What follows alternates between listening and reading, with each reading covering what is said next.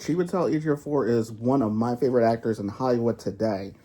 The English actor has starred in numerous roles since 1997, as made his presence felt with strong dialogue and tone. Whether as a protagonist or an antagonist, his screen presence is felt. No surprise he's been nominated in the Best Actor category a number of times, mainly for his role in 2015's 12 Years a Slave. Here's hoping he will eventually land an Academy Award win. Even without an Academy Award win, he's still one of my favorite actors. And in this video, I'm going to count down my top 5 favorite Chiwetel Ejiofor movies. Again, this is opinion based, so my opinions could be the same as yours, or they could be different. That's the wonderful thing about movies, is that they are subjective. We're going to kick off the countdown with number 5, and it's the 2010 action movie, Salt. Ejiofor plays Daryl Peabody, an agent who's in pursuit of Evelyn Salt when she's accused of treason. The movie is a classic cat and mouse suspense thriller with pursuits in the city, highways, and any place imaginable, with surprise twists as the real mole is revealed late in Act 3. A CIA agent named Ted Winter, played by Liev Schreiber, who is someone I also plan on highlighting my favorite movies as he appeared in. While the movie is called Salt and most of the attention is rightfully focused on Evelyn Salt, the strongest acting, I believe, didn't come from Angelina Jolie. I believe the strongest acting came from both Liev and Ejiofor.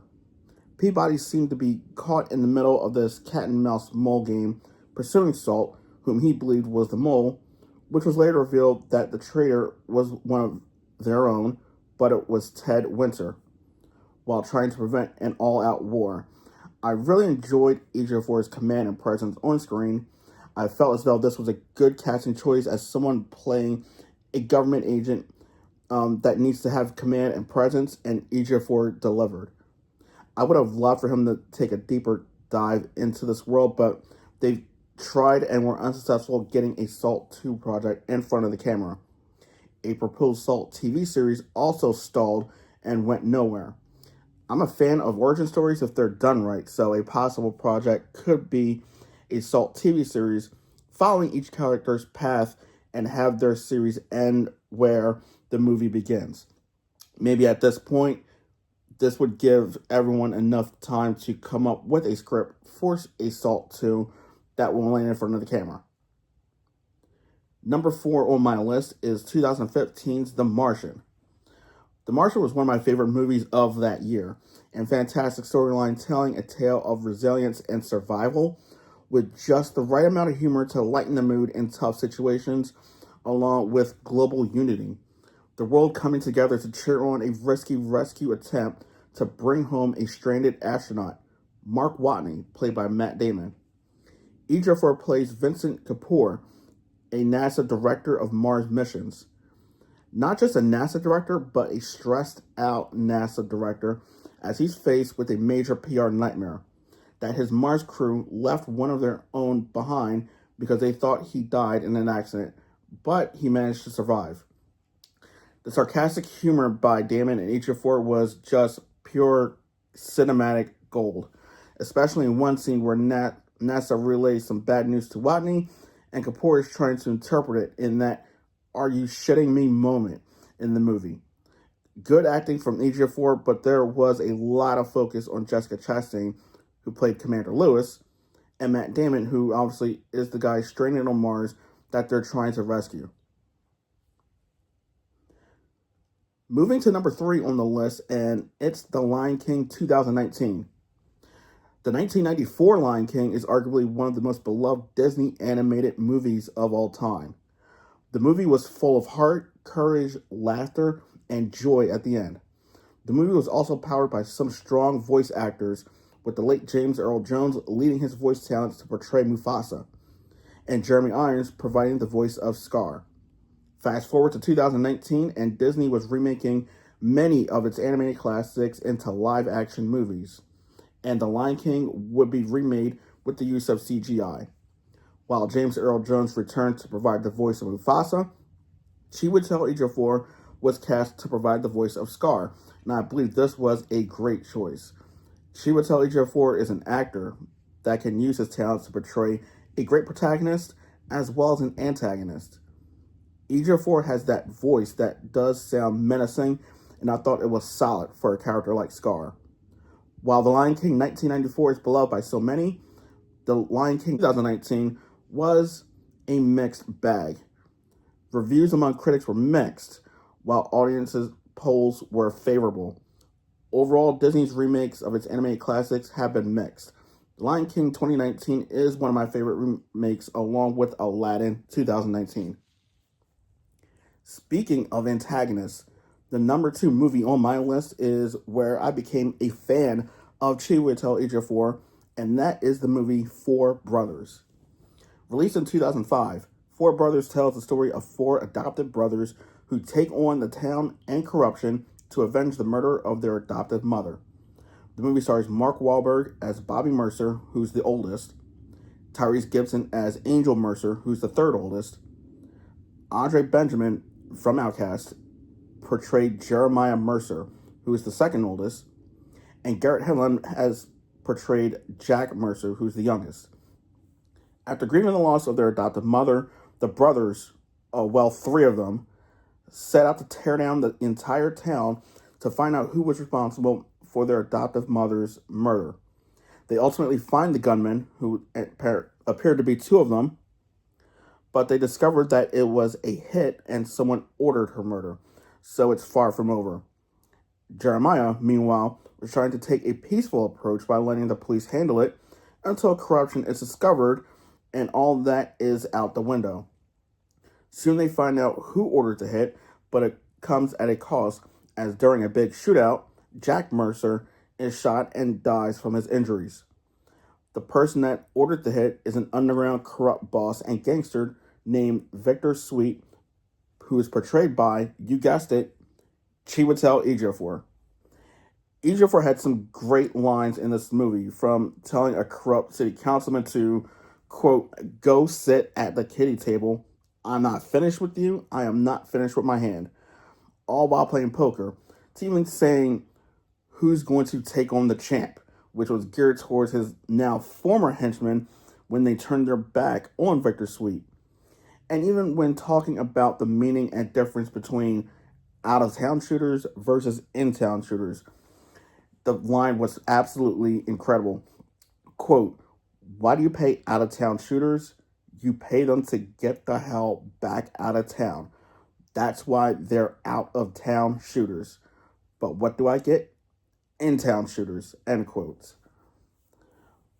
The look of the Victor Sweet character was on point. He looked rich and powerful and had the sense that he's the one pulling all the strings. The entire movie, the scenes, and how it was shot, you felt like you were in a corrupt town, and having that winter setting was brilliant. Four Brothers is an absolute must-watch if you haven't seen it. Keep in mind that it is rated R for heavy violence and language, so definitely exercise some caution if you have children. Back in 2020, Tyrese Gibson stated that a script for a potential sequel was in the works. However, all's been quiet ever since then. In my opinion, based on the story, this movie does not need a sequel. Maybe you could probably do a project which highlights the growth and upcoming of each individual brother before they were adopted and after they were adopted and growing up together. However, I don't see where they could go with a story that follows after the events of Four Brothers. Now, from powerful and menacing to hope and inspiration, this is my number one favorite Chiwetel Ejiofor movie, and it's the movie 2012. The movie 2012, which was released in the year 2009, follows a number of characters, from world and political leaders to families, as they struggle to survive major worldwide disasters, from earthquakes, volcanoes, to global mega tsunamis.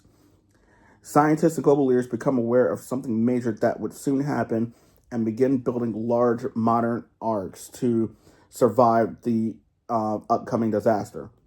Fast forward a bit, and Jackson Curtis, who's played by John Cusack, gets his kids and former wife out of LA as the entire West Coast gets rocked with a 10.9 earthquake, which rips apart the San Andreas Fault and sinks the West Coast into the ocean. They retrieve maps from a man named Charlie Frost, but they soon have to run again, this time as Yellowstone erupts. Yes, Yellowstone, the famed national park, is actually a volcano. They meet a rich man and his kids in Vegas and take off in his plane, just as Vegas is hit with the ash cloud from Yellowstone, and the planet's crust begins to shift, which results in large numbers of deaths. Fast forward more, and the movie has a major scene at the Arks in Tibet. Those that didn't receive tickets were allowed to board the Arks so they can save as many lives as possible, and they escape a major disaster as the American Ark almost collided with Mount Everest. Chiwetel Ejiofor plays a geologist named Adrian Helmsley, one of the key individuals who sounded the alarm on what was going to happen. Ejiofor had some fantastic lines in the movie that were heartfelt and inspirational, especially the Ark scene where he spoke to the leaders of the other countries about giving people the opportunity to fight for their lives and to let them onto the Arks, regardless if they had a ticket or not. The speech was even more courageous when he did this against the acting president's wishes. This movie shows and tells the story of the best of humanity when nature throws its worst, and while there are ugly sides of humanity, the good can outweigh and overcome the ugly side of humanity. Chiwetel Ejiofor's portrayal of Adrian Helmsley is someone who's humble and honest and wants to do the right thing, even if its superiors feel differently. Yes, it's another disaster movie, but this disaster movie featured more than breaking and destroying things. This movie had heart.